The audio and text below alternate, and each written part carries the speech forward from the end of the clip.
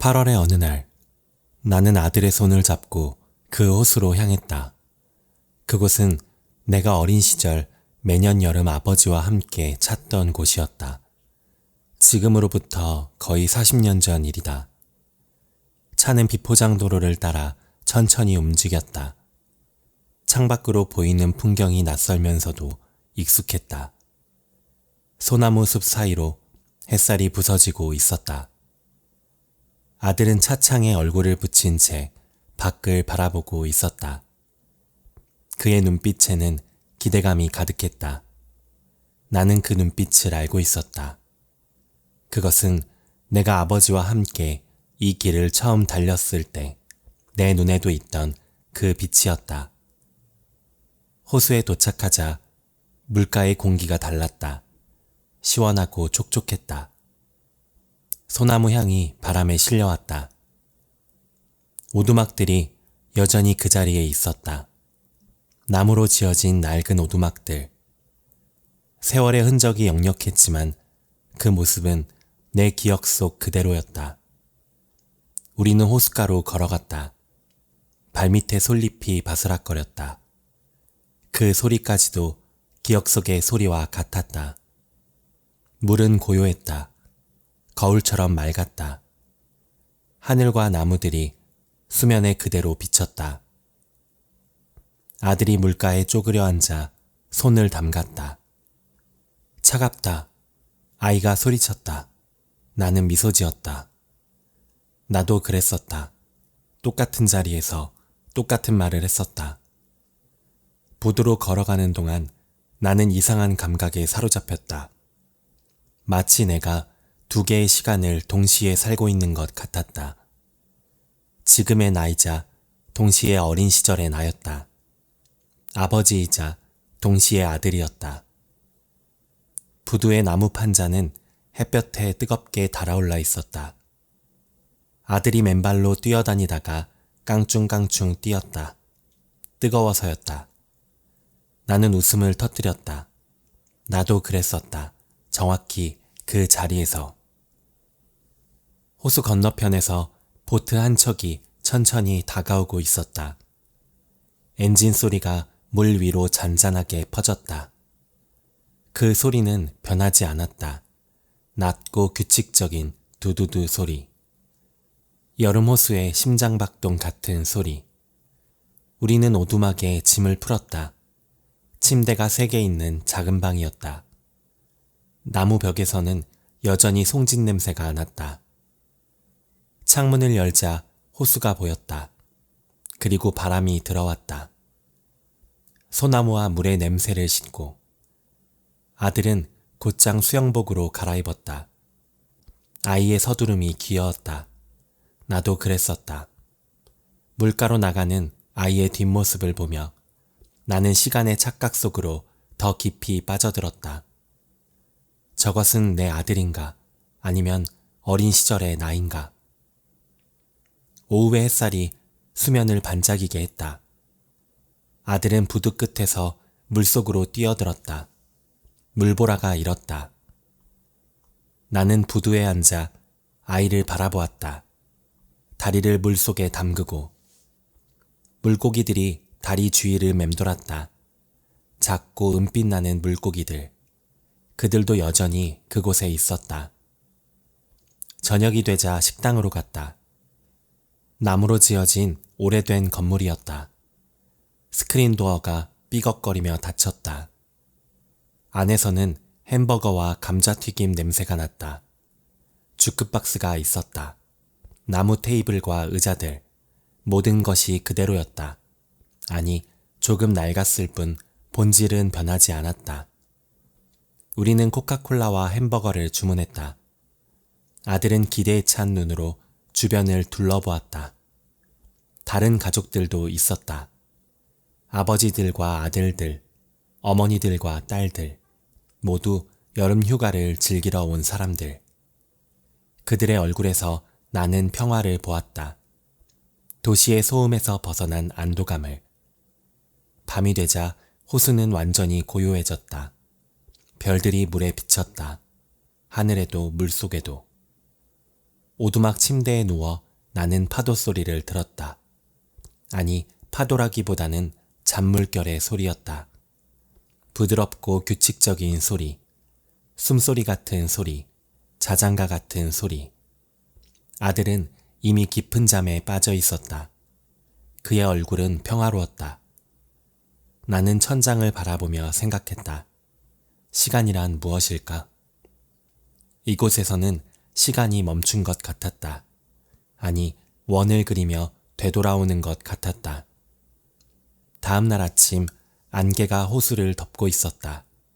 희고 부드러운 안개였다. 아들과 나는 카누를 빌렸다. 나무로 만든 오래된 카누였다. 우리는 안개 속으로 노를 저어 나갔다. 세상이 사라진 것 같았다. 오직 물소리와 노 젓는 소리만 있었다. 그리고 우리 둘만. 안개가 걷히자 호수의 전경이 드러났다. 숲으로 둘러싸인 완벽한 원형의 호수. 섬이 하나 있었다. 작은 소나무 섬. 우리는 그곳으로 향했다. 섬에 도착해 카누를 묶었다. 바위에 올라앉아 호수를 바라보았다. 아빠, 여기 정말 좋아요. 아들이 말했다. 나는 고개를 끄덕였다. 나도 네 나이 때 할아버지랑 여기 왔었어. 내가 말했다. 정말요? 아들의 눈이 커졌다. 응, 할아버지랑 나도 카누를 타고 이 섬에 왔었지. 아들은 잠시 생각에 잠겼다. 그리고 물었다. 할아버지도 아빠처럼 행복했을까요? 나는 대답하지 못했다. 목이 메었다. 그 순간 나는 아버지의 마음을 이해했다. 처음으로 완전히. 오후에는 낚시를 했다. 부둣 끝에 앉아 낚싯줄을 들이웠다. 아들은 처음 해보는 낚시에 집중했다. 아이의 진지한 표정이 사랑스러웠다. 언제 물고기가 물어요? 아이가 물었다. 인내심을 가져야 해. 기다리는 게 낚시의 반이야. 아이는 고개를 끄덕이며 다시 물을 응시했다. 햇살이 아이의 머리카락을 금빛으로 물들였다.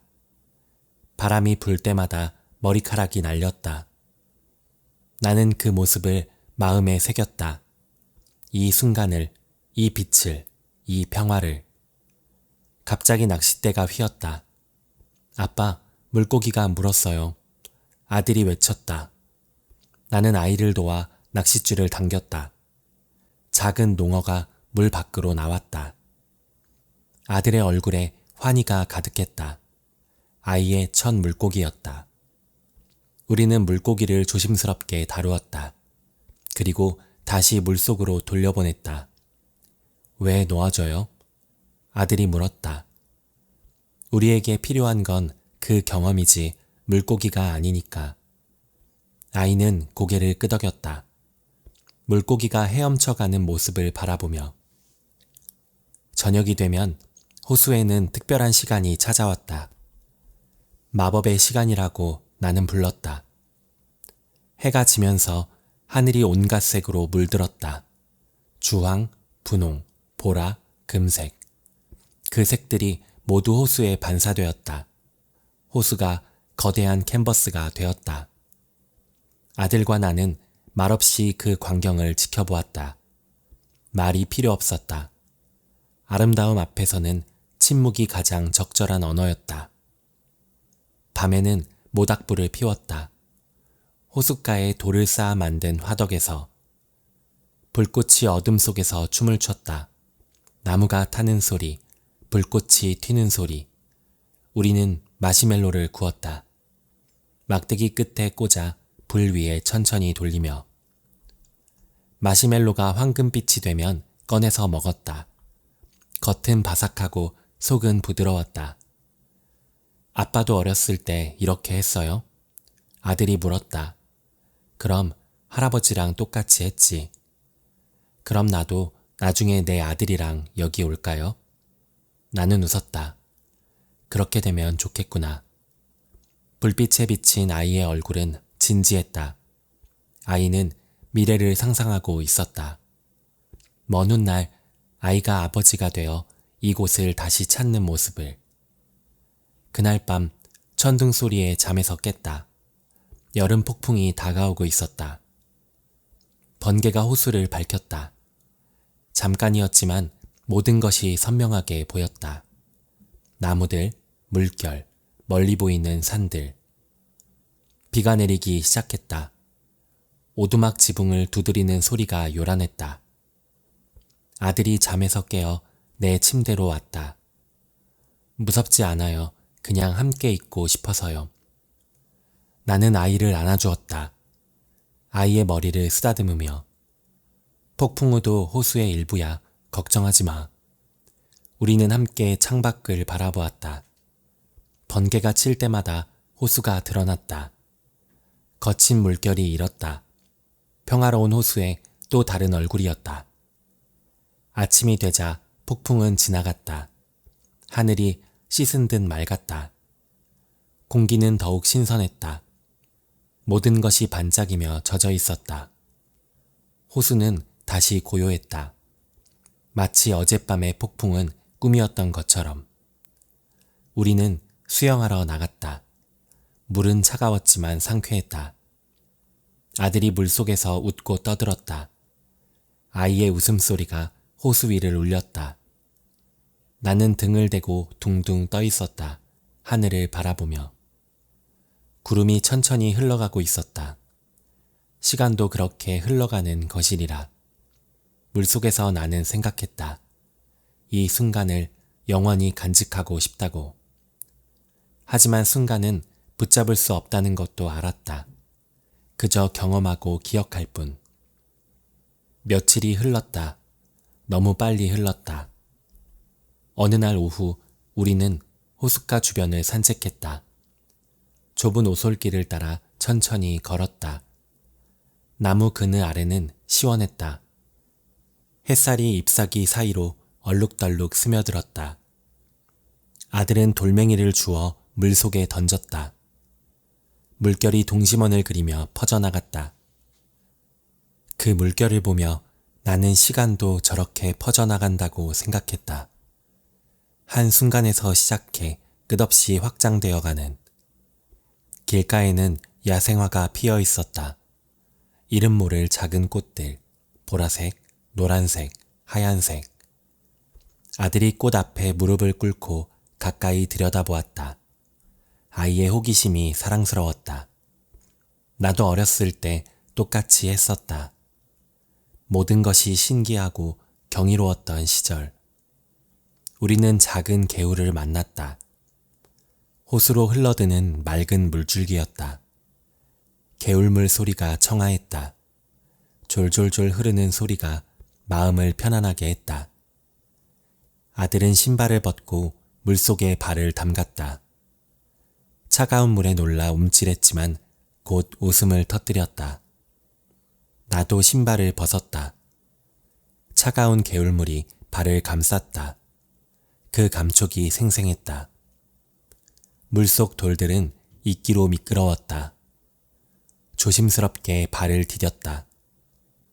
햇살이 물속으로 들어와 반짝였다. 물고기 치어들이 그림자처럼 헤엄쳤다. 우리는 그렇게 한참을 서 있었다. 물 흐르는 소리를 들으며. 바람이 불 때마다 나뭇잎들이 속삭였다. 자연의 언어로. 돌아오는 길 아들이 내 손을 잡았다. 작고 따뜻한 손이었다. 그 손의 감촉을 기억하려 애썼다. 언젠가는 이 손도 커질 것이기에. 오두막으로 돌아와 베란다에 앉았다. 흔들의자가 삐걱거렸다. 호수를 바라보며 아무 말도 하지 않았다. 말이 필요 없었다. 오후의 햇살이 점점 부드러워졌다. 그림자가 길어졌다. 호수 위로 새 한 마리가 날았다. 날개짓도 하지 않고 미끄러지듯 활공했다.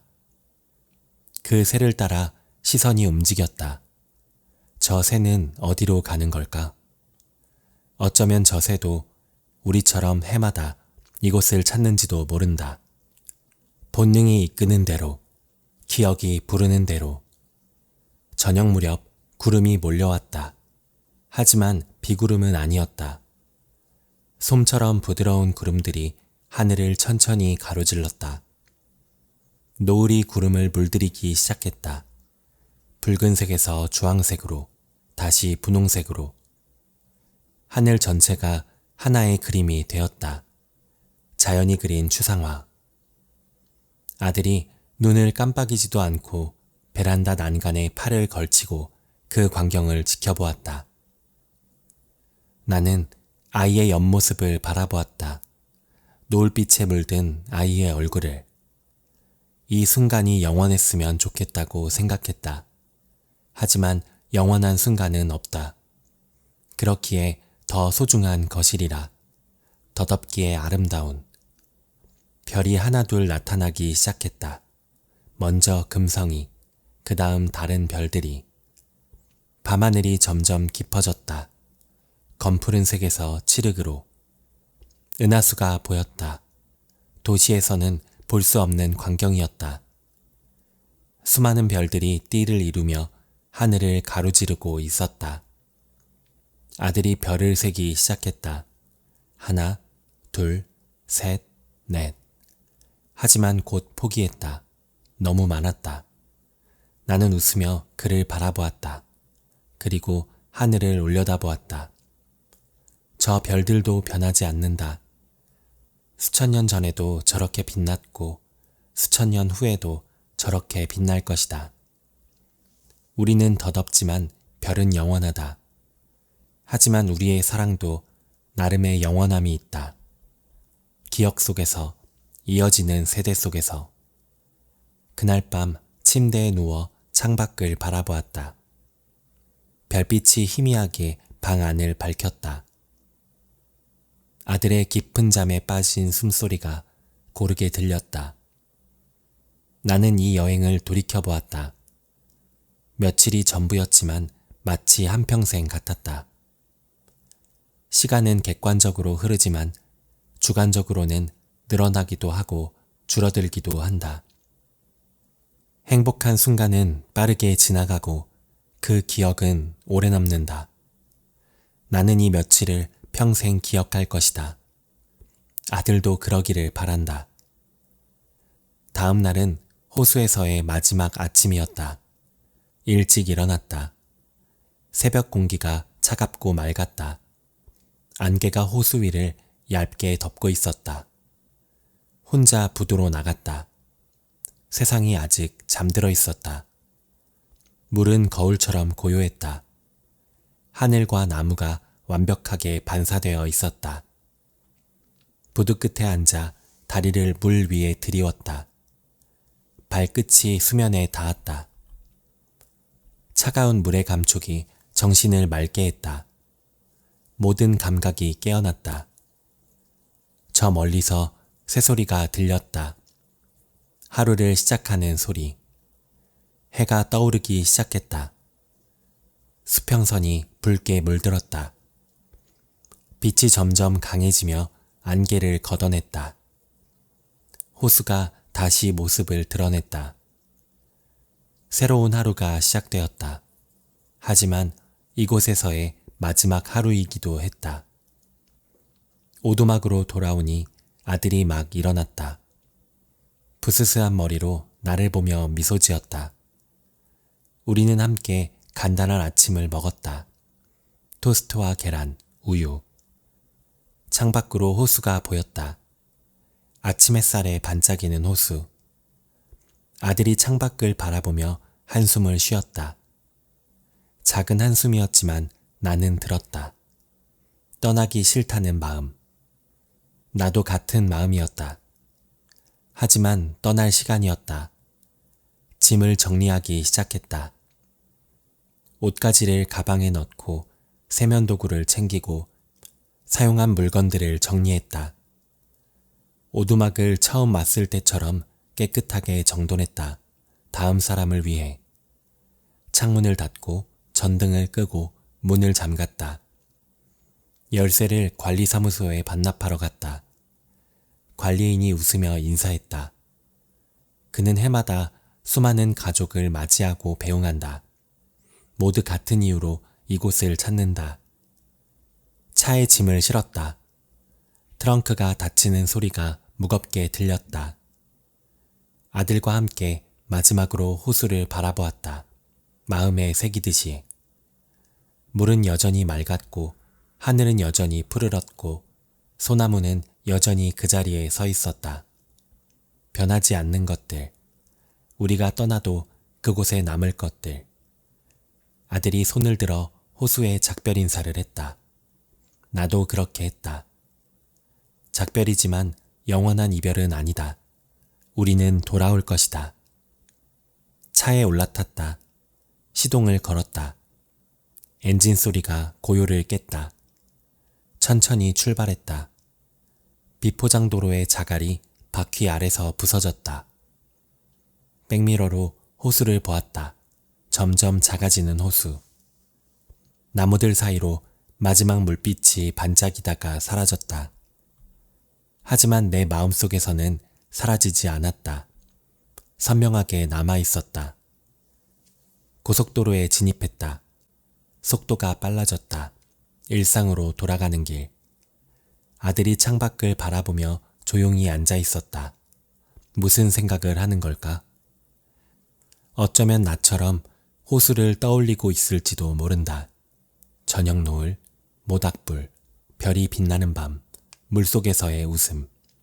그 모든 순간들을 되새기며. 나는 운전대를 잡고 있었지만 정신은 여전히 호수에 있었다.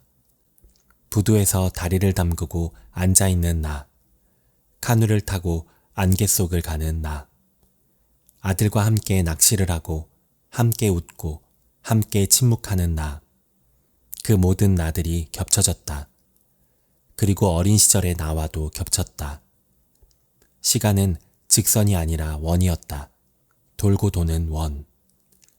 같은 장소로 돌아오고 같은 경험을 반복하고 같은 감정을 느낀다. 하지만 매번 조금씩 다르다. 왜냐하면 우리가 변하기 때문이다. 어린이에서 어른으로, 아들에서 아버지로, 그리고 언젠가 아들도 아버지가 될 것이다. 자신의 아들을 데리고 호수에 갈 것이다. 그때 오늘의 나를 이해할 것이다. 내 침묵을, 내 미소를, 내 눈빛을. 그리고 아이는 자신의 아버지, 즉 나를 새롭게 볼 것이다. 단순히 아빠가 아니라 한때는 아들이었던 사람으로. 그렇게 이해는 깊어진다. 세대를 거치며. 집에 도착했다. 익숙한 풍경이 눈에 들어왔다. 우리 동네, 우리 집, 우리 일상. 하지만 무언가 달라 보였다. 내가 달라져서일까? 아니면 호수의 잔상 때문일까? 짐을 집 안으로 날랐다. 빨래를 돌리고 냉장고를 채우고 일상으로 복귀했다. 하지만 마음 한켠에는 여전히 호수가 있었다. 영원히 있을 것이다. 그날 밤 아들을 재우고 서재로 갔다. 책상 앞에 앉았다. 일기장을 꺼내 펜을 들었다. 호수에서의 날들을 적기 시작했다.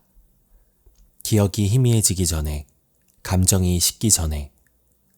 모든 세부사항을 적었다. 물의 온도, 소나무 향, 부두의 감촉, 아들의 표정, 아이의 웃음소리, 함께한 침묵. 다 적고 나니 마음이 놓였다. 이제 이것은 단순한 기억이 아니라 기록이 되었다. 언젠가 아들이 이 일기를 읽을 수도 있다. 아이가 아버지가 되었을 때. 그리고 아이는 알게 될 것이다. 자신이 얼마나 사랑받았는지. 창밖을 내다보았다. 도시의 불빛이 하늘을 밝혔다. 별은 보이지 않았다. 하지만 별이 없어진 건 아니다. 단지 빛에 가려졌을 뿐. 호수도 마찬가지다. 여기서 보이지 않지만 여전히 그곳에 있다. 고요히, 영원히, 변함없이. 그리고 우리를 기다리고 있다. 다음 여름을. 나는 미소 지었다. 펜을 내려놓고 일기장을 닫았다. 이제 기억은 안전하게 보관되었다. 종이 위에, 마음속에. 시간이 흘러도 사라지지 않을 것이다. 오히려 시간이 지날수록 더 소중해질 것이다. 그것이 추억의 본질이다. 멀어질수록 더 아름다워지는. 나는 불을 끄고 방을 나왔다. 복도를 지나 아들의 방 앞에 섰다. 문을 살짝 열고 안을 들여다보았다. 그는 깊이 잠들어 있었다.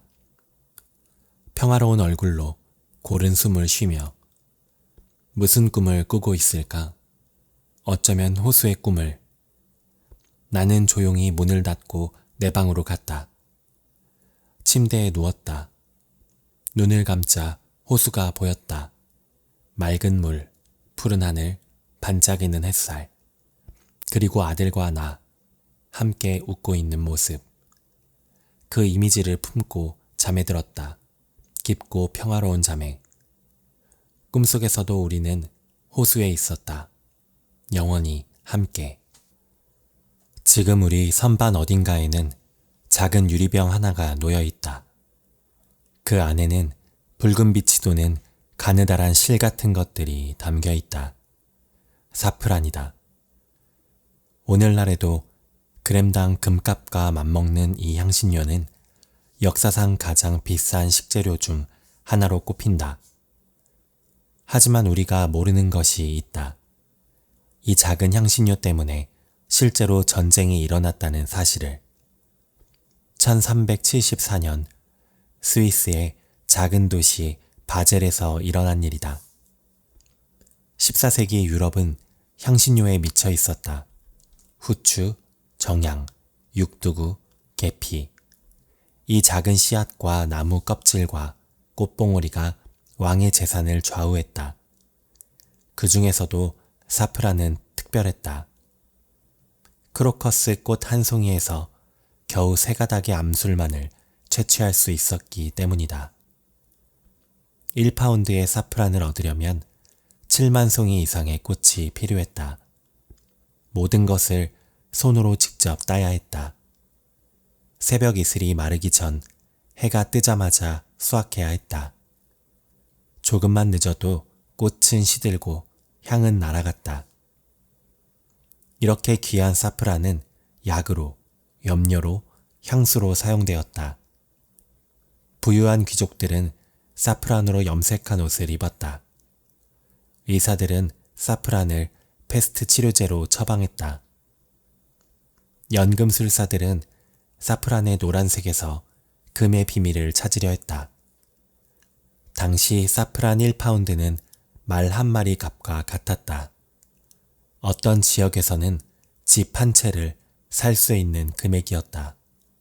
그러니 사프란을 둘러싼 범죄가 끊이지 않는 것도 당연했다.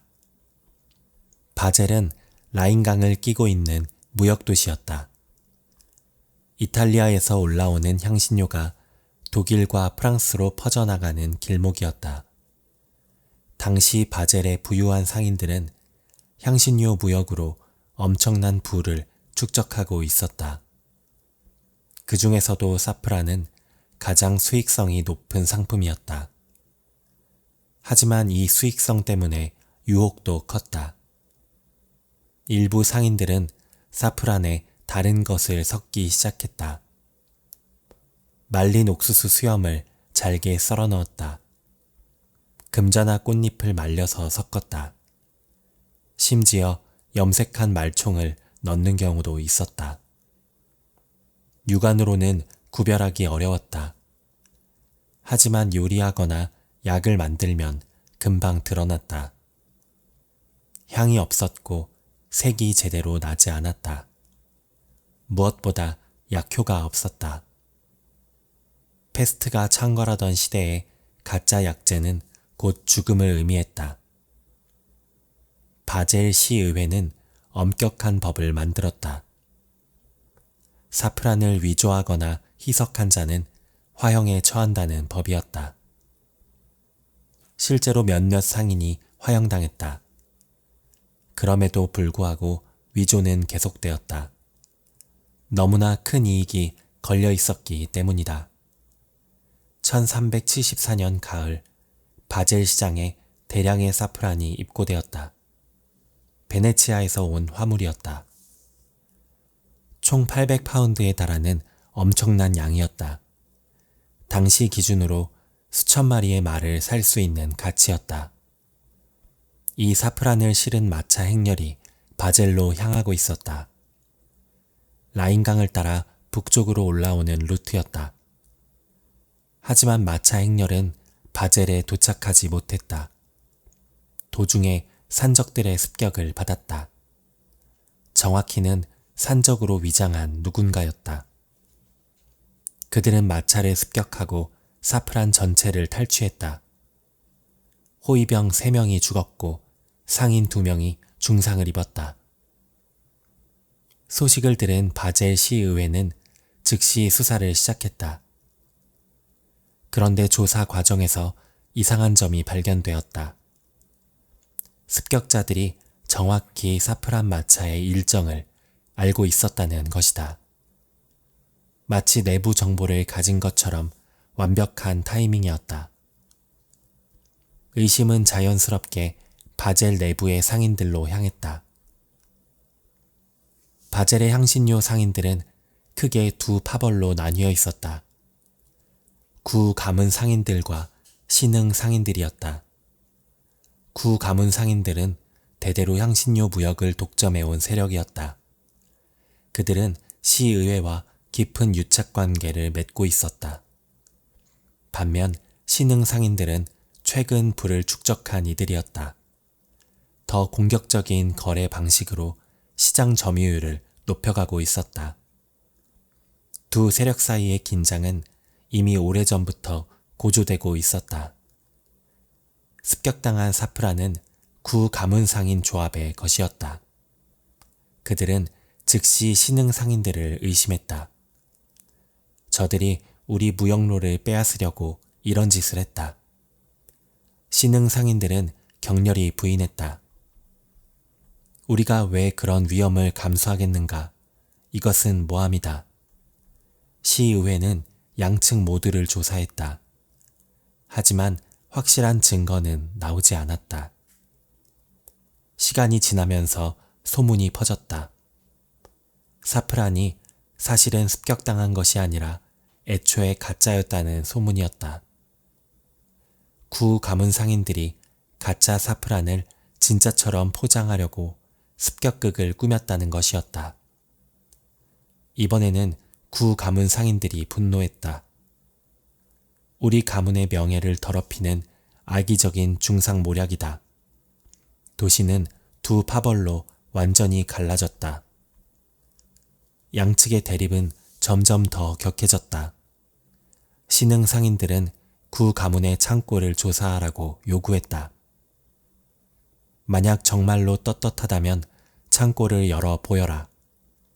구 가문은 이를 거부했다. 우리의 영업 비밀을 드러낼 수는 없다.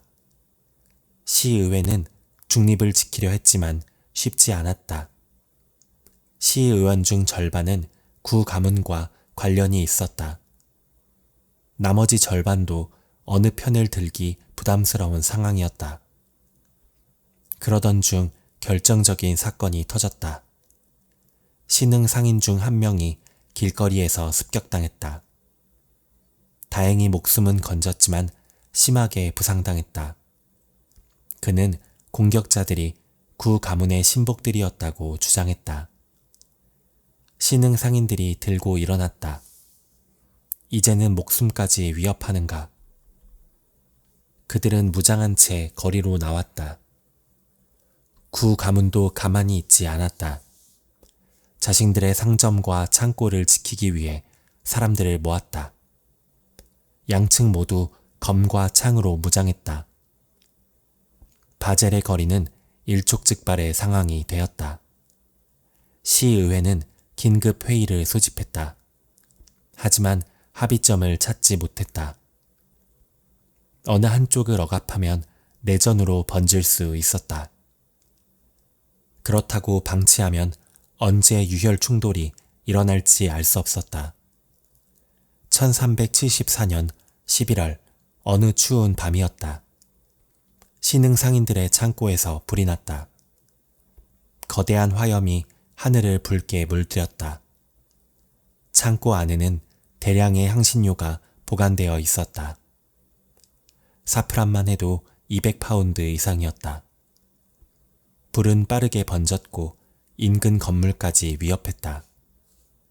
다행히 사람들이 달려와 불을 껐지만 피해는 엄청났다. 창고는 완전히 재가되었다. 수십억 원 상당의 향신료가 연기로 사라졌다. 신흥 상인들은 이것이 방화라고 확신했다. 불이 난 시각이 한밤중이었고 동시에 여러 곳에서 불이 시작되었기 때문이다. 구 가문이 우리를 파산시키려 한다. 분노한 신흥 상인들은 새벽에 구 가문의 본거지로 향했다. 그들은 약 200명의 무장한 사람들을 이끌었다.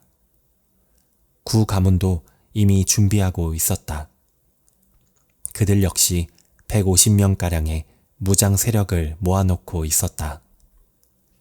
바젤의 중심 광장에서 양측이 마주했다. 칼이 뽑혔고 화살이 시위에 걸렸다. 시의원들이 달려와 말렸지만 소용없었다. 물러서시오. 이것은 법으로 해결해야 할 문제요. 하지만 이미 늦었다. 누군가 돌을 던졌고 그것이 신호탄이 되었다. 양측이 충돌했다. 검이 부딪히고 비명이 터졌다. 사프란 전쟁이 시작된 것이다. 첫 충돌에서 양측 모두 사상자가 났다. 신흥 상인 측에서 5명이 죽었다. 구 가문 측에서도 3명이 목숨을 잃었다. 수십 명이 부상당했다. 시의회는 즉시 계엄령을 선포했다. 하지만 이미 도시는 두 진영으로 완전히 갈라진 상태였다. 각 가문의 지지자들이 거리에서 충돌했다. 상점들이 약탈당했다. 집들이 불탔다. 바젤은 내전 상태에 돌입했다. 구 가문은 도시의 북쪽 지역을 장악했다. 신흥 상인들은 남쪽을 거점으로 삼았다. 라인강을 사이에 두고 양측이 대치했다. 다리마다 바리케이드가 쳐졌다. 일반 시민들은 공포에 떨었다. 장사를 할 수도 안전하게 거리를 걸을 수도 없었다. 식량 공급도 끊겼다. 향신료 상인들이 물류를 장악하고 있었기 때문이다. 양측 모두 상대편의 물자 공급을 차단했다. 주변 도시들도 개입하기 시작했다. 취리히는 신흥 상인들을 지지했다. 프라이부르크는 구 가문 편을 들었다. 지역 영주들도 자신들의 이익에 따라 한쪽을 선택했다. 작은 도시의 분쟁이 지역 전체의 문제가 되어가고 있었다. 한 달간의 충돌 끝에 양측 모두 지쳐갔다. 계속되는 전투로 인명피해가 늘어났다. 경제도 마비되었다. 향신료 무역이 중단되면서 양측 모두 손실을 보고 있었다. 시의회는 다시 한번 협상을 시도했다.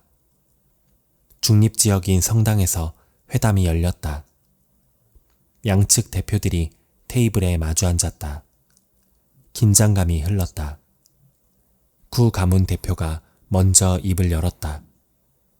우리는 처음부터 결백하다. 사프란 습격은 우리와 무관하다.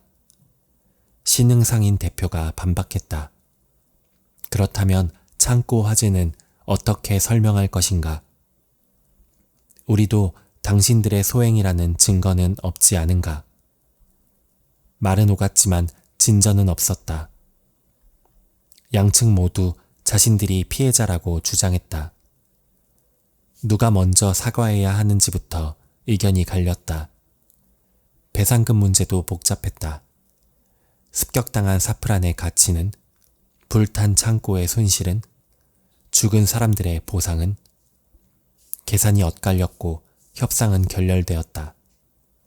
대표들은 각자의 진영으로 돌아갔다. 전쟁은 계속될 것처럼 보였다. 그런데 협상이 결렬된 지 사흘째 되던 날, 놀라운 소식이 전해졌다. 라인강 하류에서 한 어부가 이상한 것을 발견했다. 물에 잠긴 나무 상자들이었다. 상자를 끌어올려 열어보니 그 안에는 사프란이 들어있었다. 대부분 물에 젖어 망가졌지만 일부는 보존 상태가 괜찮았다. 상자에는 베네치아 상인의 표시가 찍혀 있었다. 바로 습격당했다던 그 사프란이었다. 하지만 이상한 점이 있었다. 상자들은 마차 습격 장소보다 훨씬 하류에서 발견되었다. 마치 누군가 일부러 강에 버린 것처럼 보였다. 조사단이 꾸려졌다. 양측 대표와 시의회 관계자들이 함께 현장으로 향했다. 그들은 강가를 따라 수색했다. 그리고 더 많은 증거를 발견했다. 빈 상자들, 찢어진 자루들, 그리고 발자국. 발자국을 추적한 결과 놀라운 장소에 도달했다. 라인 강변의 작은 창고였다. 그곳은 제3의 상인 집단이 빌린 곳이었다. 바젤의 두 파벌과는 무관한 외지 상인들이었다. 조사가 진행되면서 진실이 드러났다. 사프란 습격은 실제로 일어난 사건이었다. 하지만 범인은 바젤의 두 파벌이 아니었다. 프랑크푸르트에서 온 상인 조직이 배후였다. 그들은 바젤의 두 파벌이 대립하는 것을 알고 있었다. 그래서 이 틈을 노려 사프란을 탈취한 것이었다. 계획은 교묘했다. 사프란을 탈취한 후 일부는 숨기고 일부는 강에 버렸다. 강에 버린 사프란은 나중에 발견되도록 유도한 것이었다. 그리고 바젤의 두 파벌이 서로를 의심하도록 소문을 퍼뜨렸다. 창고 화재도 그들의 소행이었다. 갈등을 더욱 격화시키기 위해서였다. 바젤이 내전에 빠져 있는 동안 그들은 탈취한 사프란을 팔아치웠다. 독일 북부와 네덜란드 지역으로 밀반출했다. 엄청난 이익을 남겼다. 진실을 알게 된 바젤의 두 파벌은 경악했다. 그들은 외부의 계략에 놀아난 것이었다. 서로를 의심하고 죽이는 동안 진짜 범인은 웃고 있었다. 분노는 이제 외부로 향했다. 구 가문과 신흥 상인들은 급히 회담을 가졌다. 이번에는 분위기가 완전히 달랐다. 양측 모두 자신들이 희생자였다는 것을 깨달았기 때문이다. 대표들은 서로에게 사과했다. 우리가 성급하게 판단했소. 우리도 마찬가지였소. 진실을 보지 못했소. 사망자들을 위한 합동 추모식이 열렸다. 양측은 피해를 공동으로 복구하기로 합의했다. 불탄 창고는 함께 재건하기로 했다. 부상자들은 공동으로 치료하기로 했다. 그리고 이제 남은 일은 진짜 범인을 처벌하는 것이었다. 바젤 시의회는 프랑크푸르트 당국에 범죄자 인도를 요청했다. 하지만 프랑크푸르트는 이를 거부했다. 증거가 불충분하다는 것이 이유였다. 사실 프랑크푸르트 당국도 그 상인 조직과 유착이 있었다. 바젤은 화가 났지만 외교적으로 해결할 방법이 없었다. 당시는 통일된 법 체계가 없었기 때문이다. 각 도시가 독립적인 권한을 가지고 있었다. 결국 바젤은 경제적 보복을 선택했다. 프랑크푸르트 상인들의 바젤 입성을 금지했다. 주변 동맹 도시들에도 같은 조치를 요청했다. 프랑크푸르트 상인들은 라인강 무역로에서 배제되었다. 이것은 그들에게 큰 타격이었다. 수년간의 경제 전쟁이 이어졌다. 사프란 전쟁은 여러 가지 변화를 가져왔다. 가장 먼저 바뀐 것은 향신료 거래 방식이었다. 바젤은 향신료 검증 제도를 강화했다. 모든 향신료는 시 당국의 검사를 받아야 했다. 검사관들은 향신료의 순도를 철저히 확인했다. 위조가 적발되면 재산 몰수와 추방형을 받았다. 거래 기록도 체계적으로 관리하기 시작했다. 누가, 언제, 어디서, 무엇을, 얼마에 거래했는지 모두 기록했다. 이것은 훗날 상업장부의 기초가 되었다. 두 번째 변화는 상인 조직의 재편이었다. 구 가문과 신흥 상인들은 통합 길드를 만들었다. 서로 경쟁하되 협력하는 체계를 구축한 것이다. 공동의 규칙을 만들고 이를 어기는 자는 함께 처벌했다. 내부 갈등보다 외부 위협에 대응하는 것이 중요하다는 교훈을 얻었기 때문이다. 세 번째는 도시 간 협력 체계의 발전이었다. 바젤은 주변 도시들과 상호 방어 조약을 맺었다. 한 도시가 위기에 처하면 다른 도시들이 지원하는 시스템이었다. 이것은 나중에 스위스 연방의 기초가 되었다. 네 번째는 법률의 발전이었다. 바젤은 상업 분쟁을 다루는 전문 법정을 설치했다. 무력이 아닌 법으로 문제를 해결하는 전통이 만들어졌다. 사프란 전쟁이 끝난 후 수십 년이 흘렀다. 바젤은 더욱 번영했다. 향신료 무역은 계속 성장했고 도시는 부유해졌다. 하지만 사람들은 그 짧은 전쟁을 잊지 않았다. 매년 추모식이 열렸다. 전쟁으로 죽은 이들을 기억하기 위해서였다. 동시에 화해의 의미도 담겼다.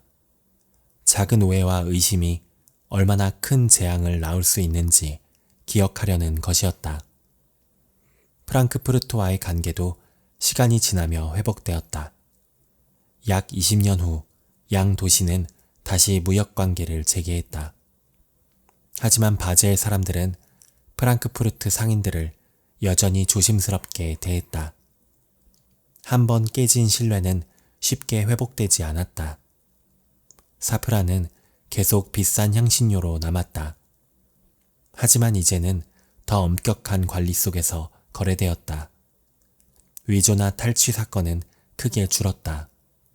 무엇보다 상인들이 협력하기 시작하면서 보안이 강화되었기 때문이다. 15세기 들어 향신료 무역의 중심은 점차 이동했다. 대항해 시대가 시작되면서 포르투갈과 스페인이 새로운 무역로를 개척했다. 아시아에서 직접 향신료를 가져오기 시작했다. 육로 무역의 중요성은 상대적으로 감소했다. 하지만 바젤은 여전히 중요한 무역 도시로 남았다. 이미 구축한 상업 네트워크와 금융 시스템 덕분이었다. 사프란 전쟁은 작은 사건이었다. 역사책에서 크게 다루지 않는 일화다. 대규모 왕국 간의 전쟁도 아니었고 영토가 바뀐 것도 아니었다. 하지만 이 작은 전쟁은 많은 것을 보여준다. 첫째, 경제적 이익이 얼마나 큰 갈등을 만들 수 있는지 보여준다.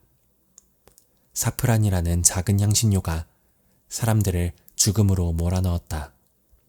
물질적 가치가 인간의 판단을 흐리게 만들었다. 둘째, 의심과 불신이 어떻게 증폭되는지 보여준다. 처음에는 단순한 의구심이었다. 하지만 증거 없이 상대를 의심하면서 갈등은 걷잡을 수 없이 커졌다. 소문과 추측이 사실처럼 받아들여졌다. 셋째, 제3자가 갈등을 이용할 수 있다는 것을 보여준다. 프랑크푸르트 상인들은 바젤의 분열을 교묘히 활용했다. 두 세력이 싸우는 동안 이득을 챙겼다. 넷째, 진실을 밝히는 것의 중요성을 보여준다. 우연히 발견된 증거가 아니었다면 갈등은 더 오래 지속되었을 것이다. 진실을 추구하려는 노력이 결국 해결의 실마리를 제공했다. 다섯째, 협력이 경쟁보다 더 큰 이익을 가져올 수 있다는 것을 보여준다. 두 파벌이 통합한 후 바젤은 더 강해졌다. 서로를 견제하는 데 쓰인 에너지를 발전에 사용할 수 있었다. 여섯째, 작은 사건이 큰 제도적 변화를 만들 수 있다는 것을 보여준다. 사프란 전쟁 후 만들어진 검증제도, 길드 시스템, 법률은 오래 지속되었다. 위기가 개선의 기회가 된 것이다. 오늘날 우리가 요리할 때 사용하는 사프란은 여전히 비싸다. 하지만 전쟁을 일으킬 만큼은 아니다. 시대가 변했고 가치 기준이 달라졌다. 그러나 사프란 전쟁이 던지는 메시지는 여전히 유효하다. 우리가 귀하게 여기는 것이 무엇이든 그것을 둘러싼 갈등은 언제나 존재한다. 중요한 것은 그 갈등을 어떻게 다루느냐이다. 의심보다는 확인을, 대립보다는 대화를, 분열보다는 협력을 선택하는 것. 작은 향신료가 일으킨 전쟁은 이것을 말해준다. 지금 당장 주방으로 가서 사프란 병을 꺼내보자. 그 작은 붉은 실들을 보면서 생각해본다. 이것이 한때 사람들의 목숨을 앗아갔다는 것을, 그리고 그 역사로부터 우리가 무엇을 배울 수 있는지를. 역사는 반복되지 않는다고 한다. 하지만 비슷한 패턴은 되풀이된다. 오늘날에도 우리는 무언가를 두고 다투고 의심하고 때로는 싸운다. 그때 잠시 멈추고 생각해 볼 일이다. 지금 내가 믿고 있는 것이 정말 진실인지, 내가 의심하는 상대가 정말 적인지, 그리고 이 갈등의 진짜 수혜자는 누구인지. 1374년 바젤의 사람들처럼 우리도 나중에야 깨달을 수 있다. 우리가 싸워야 할 대상은 서로가 아니라 오해와 불신이었다는 것을. 이것이 사프란 전쟁이 우리에게 남긴 메시지다. 작지만 무겁고 오래되었지만 새로운 교훈. 역사의 뒤안길에 숨겨져 있었지만 여전히 빛나는 지혜. 밤은 깊어가고 이야기는 여기서 끝이 난다. 하지만 생각은 계속될 것이다. 당신의 삶 속에서 당신만의 방식으로. 땅 위에는 수천 년 동안 사람들이 걸어온 길들이 있다. 그 길들은 언덕을 넘고 숲을 가로지르며 강을 따라 이어진다. 이 길들은 단순히 한 지점에서 다른 지점으로 이동하기 위한 수단이 아니다. 그것들은 인간의 기억이 새겨진 흔적이며 시간이 만들어낸 이야기다. 영국의 남부 해안가에서 시작된 나의 여정은 초록빛 언덕과 백악 절벽 사이로 펼쳐진 고대의 산책로를 따라갔다. 아침 일찍 출발했을 때 안개가 계곡 사이로 낮게 깔려 있었다. 발밑의 흙은 부드러웠고 풀잎에는 이슬이 맺혀 있었다. 이 길은 수백 세대에 걸쳐 걸어온 사람들의 발자국으로 움푹 패여 있었다. 그들은 순례자였고 상인이었으며 양치기였고 여행자였다. 어떤 이는 신앙을 위해, 어떤 이는 생계를 위해, 어떤 이는 단지 다음 마을로 가기 위해 이 길을 지났다. 그러나 그들 모두는 같은 돌을 밟았고 같은 풍경을 바라보았다. 길을 걷는다는 것은 시간을 거슬러 올라가는 일이다. 현대의 도로들은 직선으로 뻗어 있고 가능한 한 빠르게 목적지에 도달하도록 설계되어 있다. 그러나 이 오래된 길들은 지형의 윤곽을 따라 구불구불 이어지며 가장 쉬운 경사를 선택하고 물을 건널 수 있는 지점을 찾아간다. 이 길들은 서두르지 않는다. 첫 번째 언덕을 오를 때 나는 뒤를 돌아보았다. 바다가 수평선 너머로 펼쳐져 있었고 햇빛이 물결 위에서 반짝였다. 바람이 불어왔다. 그 바람은 소금기를 머금고 있었고 얼굴에 닿으면 시원했다.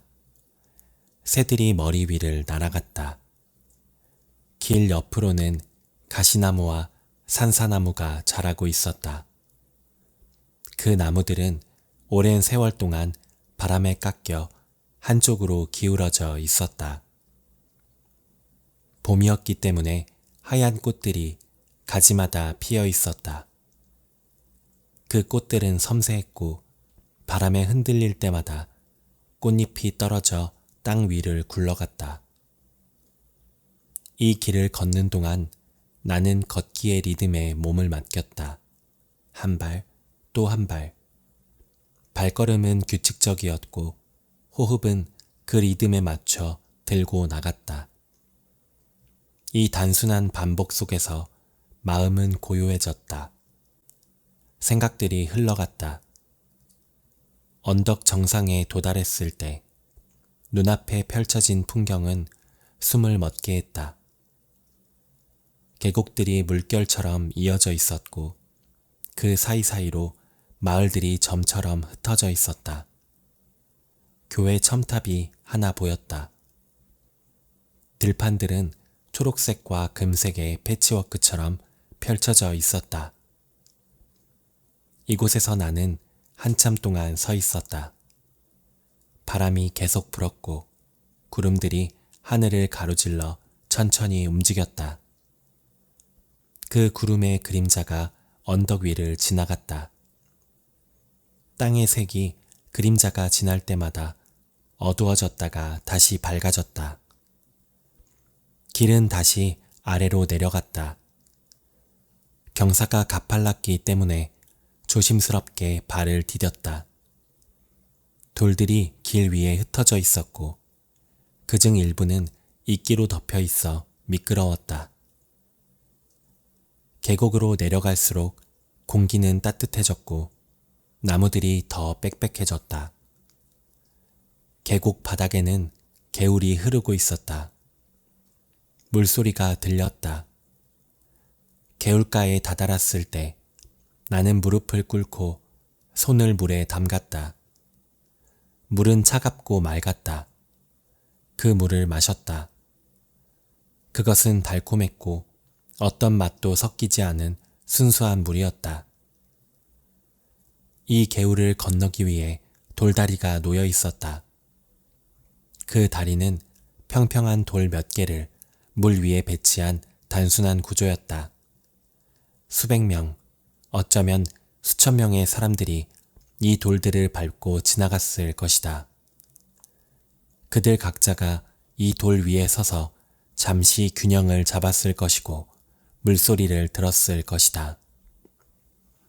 다리를 건너 다시 언덕을 오르기 시작했다. 이번에는 숲을 통과하는 길이었다. 나무들이 길 양쪽으로 늘어서 있었고 그들의 가지가 위에서 만나 터널을 형성했다. 햇빛이 나뭇잎 사이로 스며들어 땅 위에 얼룩진 빛의 무늬를 만들었다. 숲속의 공기는 축축했고 흙과 부패하는 나뭇잎의 냄새가 났다. 발밑에서 작은 가지들이 부러지는 소리가 났고 낙엽들이 바스락거렸다. 새들이 나무 위에서 노래했다. 숲이 끝나는 지점에서 다시 열린 들판이 나타났다. 여기는 양들이 풀을 뜯고 있었다. 그들은 내가 다가가자 고개를 들어 잠시 바라보았다가 다시 풀을 뜯었다. 양들의 웃음소리가 들렸다. 길은 이 들판을 가로질러 이어졌다. 풀이 짧게 깎여 있었고 야생화들이 곳곳에 피어 있었다. 노란 미아리 아제비, 보라색 제비꽃, 하얀 데이지. 나는 무릎을 꿇고 그중 하나를 가까이서 들여다보았다. 꽃잎의 질감, 꽃술의 배치, 줄기에 난 미세한 털, 모든 것이 경이로웠다. 다시 일어나 걷기 시작했을 때 멀리서 교회 종소리가 들려왔다. 그 소리는 희미했지만 분명했다. 종소리는 공기를 타고 언덕을 넘어 이곳까지 도달했다. 나는 그 소리의 방향을 향해 걸어갔다. 길은 점차 더 뚜렷해졌다. 이제 그것은 흙길이 아니라 돌이 깔린 길이었다. 돌들은 오래되어 둥글게 달아 있었다. 이 길을 로마인들이 만들었다는 표지판이 있었다. 2000년 전에 그들은 이 섬을 정복하고 길을 만들었다. 그러나 이 특정한 길은 로마 시대보다 훨씬 이전부터 존재했을 것이다. 로마인들은 이미 존재하던 길을 따라 돌을 깔았을 뿐이다. 그 이전에는 청동기 시대 사람들이 이 길을 걸었을 것이고 그보다 더 이전에는 신석기 시대의 사냥꾼들이 이 길을 따라 사냥감을 쫓았을 것이다. 마을에 도착했을 때는 오후였다. 마을은 작았고 집들은 돌로 지어져 있었다. 지붕은 슬레이트로 덮여 있었고 굴뚝에서는 연기가 피어올랐다. 거리는 좁았고 포장되어 있었지만 울퉁불퉁했다. 마을의 교회는 언덕 위에 있었다. 그곳으로 올라가는 길은 가팔랐고 양쪽에는 무덤들이 늘어서 있었다. 비석에 새겨진 글자들은 바람과 비에 닳아 거의 읽을 수 없었다. 여기 누군가가 누워있다. 여기 누군가가 살았다가 죽었다. 교회 안으로 들어갔다. 내부는 시원하고 어두웠다. 생유리창을 통해 들어오는 빛이 공기 중의 먼지를 비췄다. 나무 벤치들이 줄지어 서 있었고 그것들은 오래되어 표면이 매끄러웠다. 제단 앞에 촛불이 켜져 있었다. 이곳에 혼자 앉아 있었다. 밖에서는 새들이 지저귀는 소리가 들렸고 때때로 누군가 걸어가는 발소리가 들렸다. 그러나 교회 안은 고요했다. 이 고요함은 수백 년 동안 이곳에서 기도한 사람들의 침묵이 쌓인 것이었다. 교회를 나와 다시 길을 따라 걸었다. 이제 길은 마을을 벗어나 들판으로 이어졌다. 해가 서쪽으로 기울고 있었고 빛의 질이 변하고 있었다. 그것은 더 따뜻해졌고 더 황금빛을 띠었다. 사물들의 그림자가 길어졌다. 이 시간대를 사진가들은 골든아워라고 부른다. 모든 것이 아름다워 보이는 시간이다.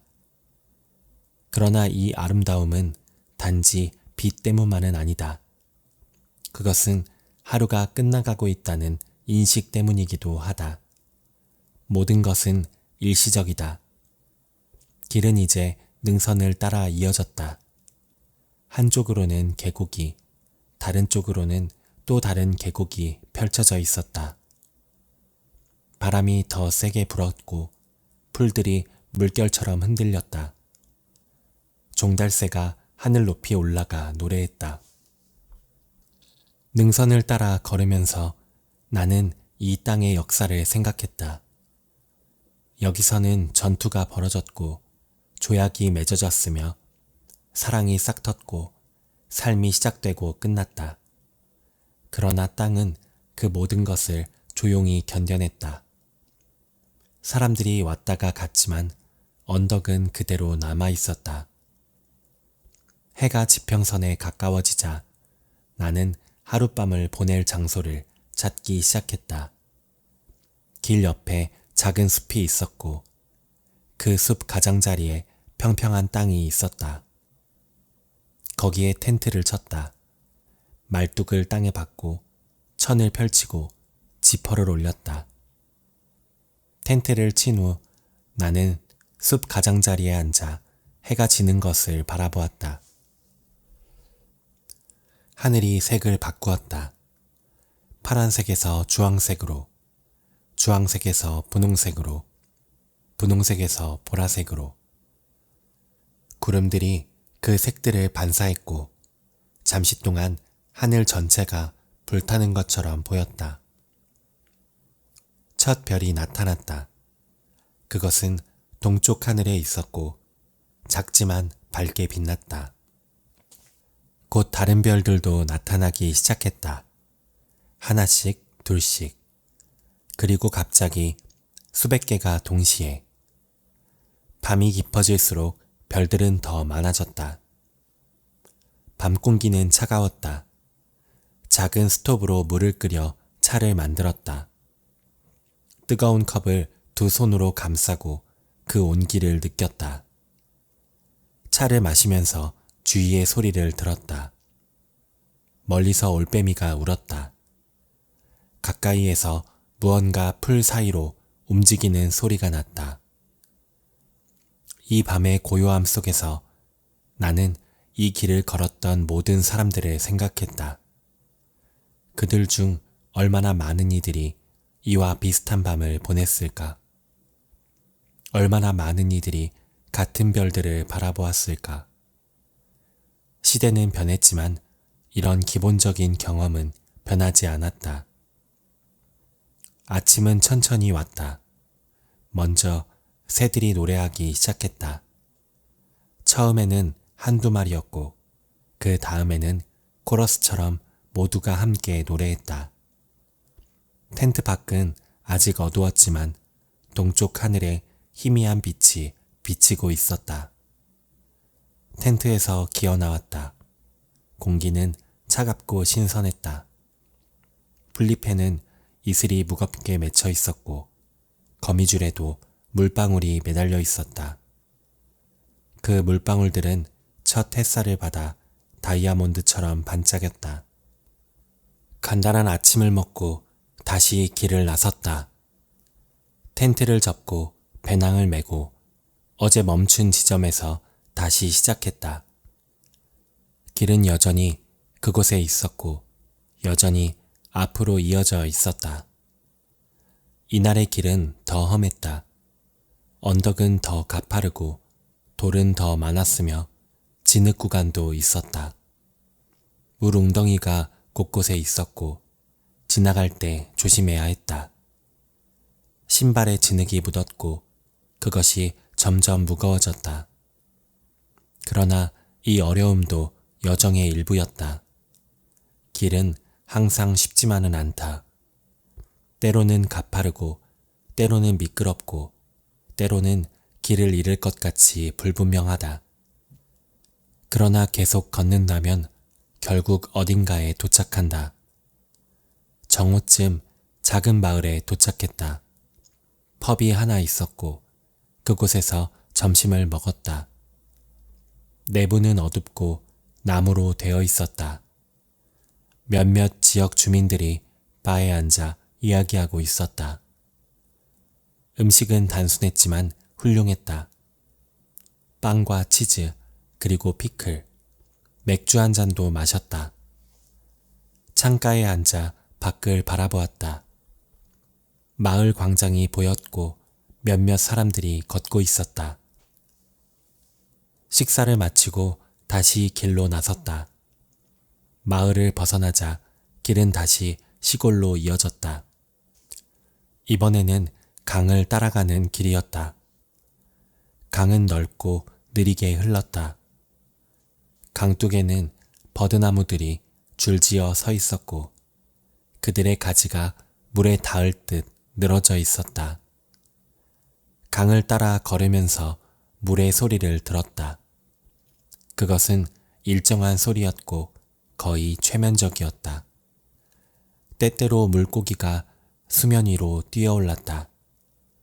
물오리들이 강 가운데를 헤엄쳐 갔고 외가리 한 마리가 강둑에 서서 움직이지 않고 물을 바라보고 있었다.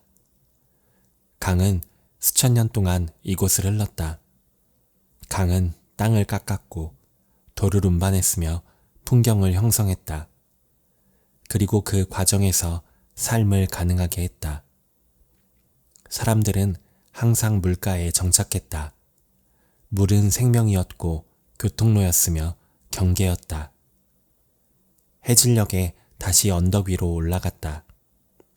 이번에는 강에서 멀어지는 길이었고 더 높은 곳으로 향했다. 경사가 가팔라 숨이 가빠졌다. 배낭이 무겁게 느껴졌고 다리가 아프기 시작했다. 그러나 멈추지 않았다. 정상에 도착했을 때 보상은 충분했다. 사방이 탁 트인 전망이었다.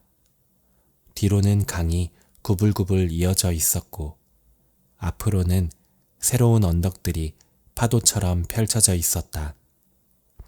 하늘은 구름으로 가득했지만 서쪽에서 햇빛이 구름 사이로 비쳐나왔다. 이곳에서 다시 밤을 보냈다. 이번에는 숲이 없었기 때문에 언덕 정상 근처에 움푹 들어간 곳에 텐트를 쳤다. 그곳은 바람을 피할 수 있었고 비교적 평평했다. 해는 천천히 지평선으로 내려갔다. 하늘의 색이 변했고 구름들이 불타는 것처럼 빛났다. 멀리서 마을의 불빛들이 하나씩 켜지기 시작했다.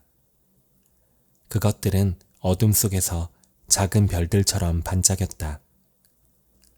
그날 밤은 전날 밤보다 더 추웠다. 바람이 강했고 텐트가 흔들렸다. 침낭 속에 완전히 들어가 몸을 웅크렸다. 바람 소리를 들으며 이 언덕 위에서 혼자라는 것을 깊이 느꼈다. 그러나 그것은 외로움이 아니었다. 그것은 고독이었고 그 고독은 평화로웠다. 다음 날 아침 안개가 자욱했다.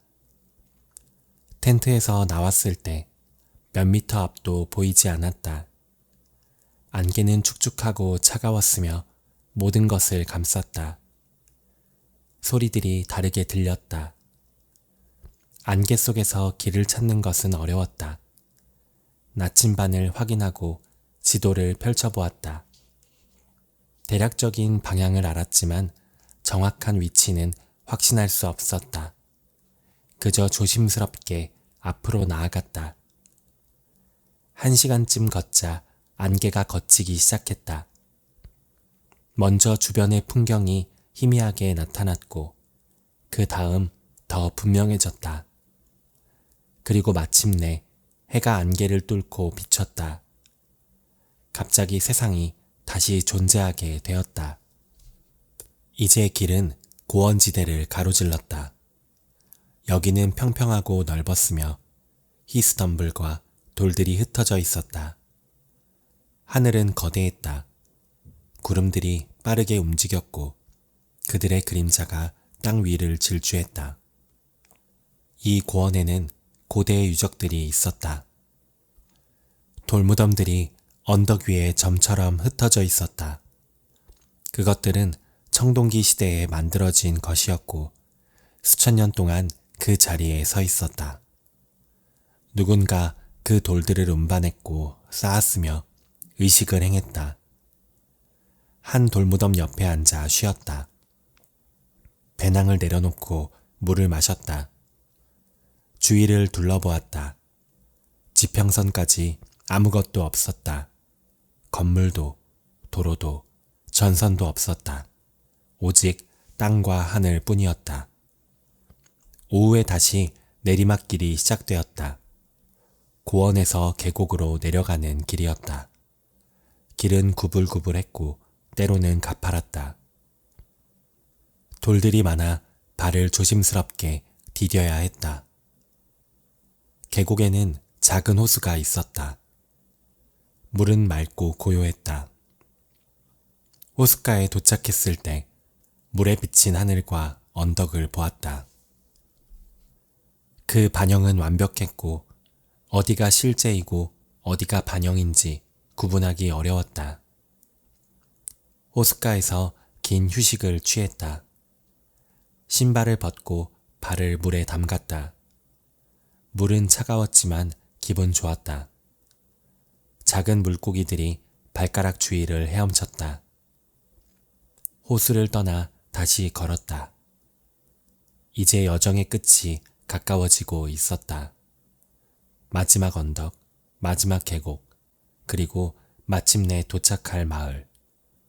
그러나 서두르지 않았다. 길은 숲을 통과했다. 이 숲은 처음 걸었던 숲과는 달랐다. 더 오래되었고 나무들이 더 컸으며 더 어두웠다. 빛이 나뭇잎 사이로 거의 들어오지 않았고 바닥은 이끼로 덮여 있었다. 이 숲의 깊은 곳에서 나는 완전히 멈췄다. 배낭을 내려놓고 서 있었다. 아무 소리도 들리지 않았다. 바람도 새도 물도 없었다. 오직 깊고 완전한 침묵만이 있었다. 숲을 빠져나왔을 때 목적지가 보였다. 계곡 아래에 마을이 있었고 교회 첨탑이 나무들 사이로 보였다. 연기가 굴뚝에서 피어올랐고 차들이 거리를 지나갔다. 문명이었다. 그러나 마을로 내려가기 전에 한 번 더 뒤를 돌아보았다. 지나온 길을 바라보았다. 언덕들이 저 멀리까지 이어져 있었다. 그 언덕들 어딘가에 내가 걸었던 길이 있었다. 그 길은 여전히 그곳에 있을 것이고 다른 사람들이 그것을 걸을 것이다. 길은 계속된다. 마을로 내려갔다. 포장된 도로를 걸었다. 사람들을 지나쳤다. 가게들이 있었고 차들이 주차되어 있었다. 모든 것이 갑자기 낯설고 시끄러웠다. 여관을 찾아 방을 잡았다. 배낭을 내려놓고 침대에 앉았다. 부드러운 매트리스, 깨끗한 시트, 창문 밖으로 거리가 보였고 사람들이 일상을 살아가고 있었다. 저녁에는 레스토랑에서 식사를 했다. 적절한 음식, 적절한 접시에 담긴 와인도 한 잔 마셨다. 그러나 마음은 여전히 언덕에 있었다. 여전히 그 바람을, 그 고요함을, 그 광활함을 느꼈다. 그날 밤 부드러운 침대에 누워 있었지만 잠은 쉽게 오지 않았다. 방은 너무 따뜻했고 밖에서 차 소리가 들렸고 사람들의 목소리가 들렸다. 눈을 감으면 길이 보였다. 돌과 흙, 풀과 하늘, 발밑의 감각, 등의 배낭 무게, 몸의 피로, 그리고 그 모든 것 너머로 어떤 더 깊은 것, 걷는다는 것의 의미, 길의 의미, 여정의 의미. 길은 단순히 물리적인 것이 아니다. 그것은 또한 상징이다. 인생 자체가 길이다. 우리는 모두 여행자이며 각자의 경로를 따라간다. 때로는 쉽고 때로는 어렵다. 때로는 길이 분명하고 때로는 잃어버린 것 같다. 그러나 계속 걸어야 한다. 멈추면 도착할 수 없다. 이 생각을 하며 드디어 잠이 들었다. 그리고 꿈속에서도 걷고 있었다. 끝없는 길을 따라 영원한 언덕을 넘어.